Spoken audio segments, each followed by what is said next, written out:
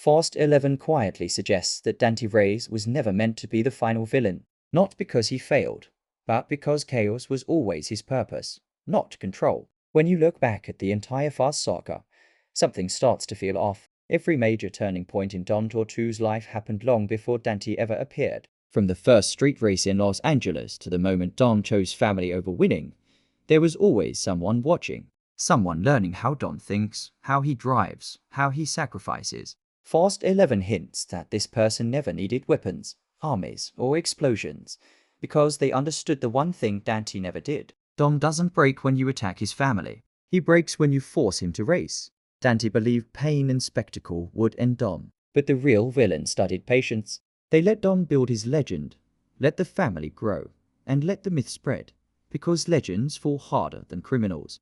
The film quietly reframes Dante's actions as distractions. Every loud move pulls attention away from a quieter figure operating in the background. Someone connected to the earliest days of street racing.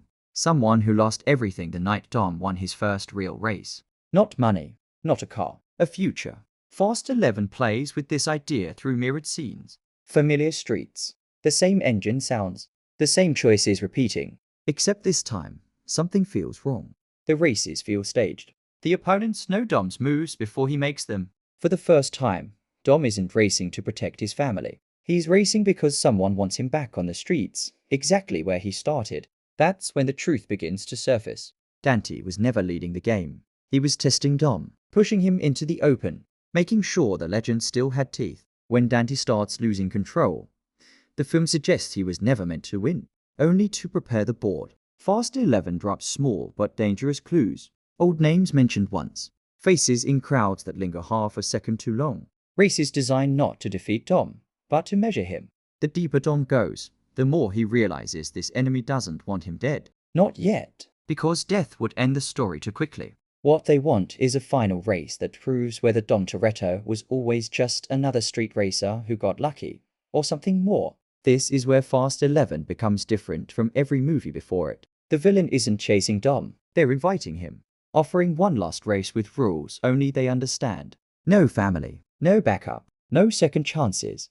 A race designed not to be won, but to answer a question that has followed Dom since the beginning. Was he running from his past, or was his past always running toward him?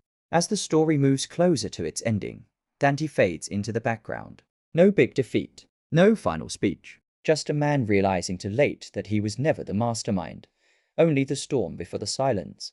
The final moments of Fast 11 don't reveal the villain's face. Only a location, a time, and a message meant for Dom alone. One last race. Same streets, same stakes. But this time, the outcome doesn't just decide who wins. It decides what the Fast saga was really about all along. That final message changes everything. Because it isn't a threat.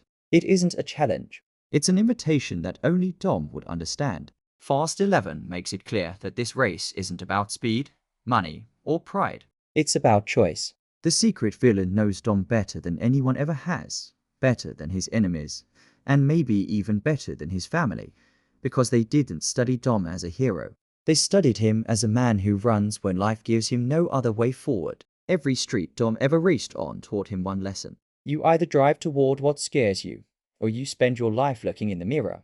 The villain understands this, and that's why they never rush. They let Dom win when winning doesn't matter. They let him survive when dying would be easier. Fast 11 hints that this person believes Dom's greatest weakness isn't family or loyalty, but the road itself. The need to move, the need to keep going. The final race is designed to strip everything away. No cheering crowds, no backup plan, no one to save him if things go wrong. Just an engine, a road, and the weight of every choice Dom has ever made. And the closer Dom gets to that night, the more the film suggests that the villain isn't trying to defeat him. They're trying to understand him, to see if the legend lives up to the story. Because if Dom walks away, the villain wins. But if Dom races, the saga ends on their terms. Fast 11 never confirms what Dom decides. It only shows him standing at the starting line, listening to an engine that sounds painfully familiar, on streets that look exactly like where it all began. The camera lingers, the lights don't turn green, and just before the race begins, the film cuts away, leaving one final question hanging in the air. Was this race meant to end Dom's story, or was it always meant to reveal who he really was? What makes this moment so dangerous isn't the race itself, but what it represents. Fast 11 suggests that Dom has been running in circles for years, repeating the same patterns, winning battles without ever escaping the road. The secret villain understands this better than anyone. They don't want Dom to crash. They don't want him to disappear. They want him to choose the race willingly, knowing exactly what it could cost. That's why the location matters. The streets are narrow. The turns are unforgiving. Every corner mirrors a decision Dom made in the past. The film hints that this race was designed long ago, waiting for the right moment, waiting for Dom to become exactly who he is now. There are no shortcuts, no alternate routes, just one straight path forward. As Dom sits behind the wheel, the weight of the saga settles in. Every loss, every victory, every mile driven to protect something he loved. Fast 11 frames this as the first time Dom truly understands his enemy. Not as a villain chasing revenge, but as someone searching for closure. Someone who believes the Fast Saga can only end the way it began. On the street, in silence, with no witnesses. The film never confirms who stands on the other side of the starting line. It only shows a shadow stepping toward another car, an engine turning over, a familiar sound echoing through the night. And as Dom tightens his grip on the wheel, the story pauses again, not to give answers, but to let the question grow heavier. If this race was always waiting for him, then maybe Dom was never trying to escape his past at all. Maybe he was driving straight toward it. Fast 11 slowly makes it clear that this moment didn't come out of nowhere. Every race, every escape, every impossible survival was another step toward this night. The secret villain didn't force Dom into this position. They allowed him to arrive here on his own. That's what makes it terrifying. Dom has always believed that as long as he kept moving, as long as he stayed ahead of his enemies, he was in control. But this race proves the opposite. Control was never about speed. It was about timing. The villain waited until Dom had nothing left to prove and everything left to lose. No enemies chasing him. No city in danger. No family being threatened. Just a choice that belongs to him alone. Fast 11 emphasizes how rare that is for Dom. For the first time, he can't justify the race as a sacrifice. There's no one to save. No one to protect. The road isn't calling because it needs him. It's calling because it knows he'll answer.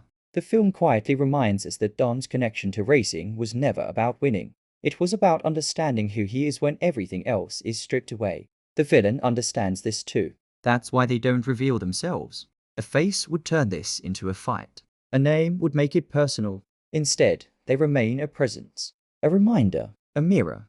Fast 11 suggests that this enemy represents every version of Dom that chose the road over stability.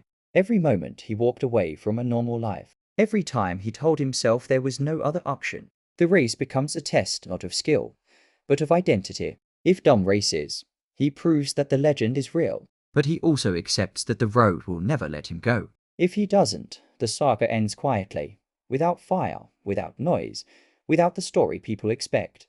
The film lingers on this uncertainty. The engine hums. The night feels endless.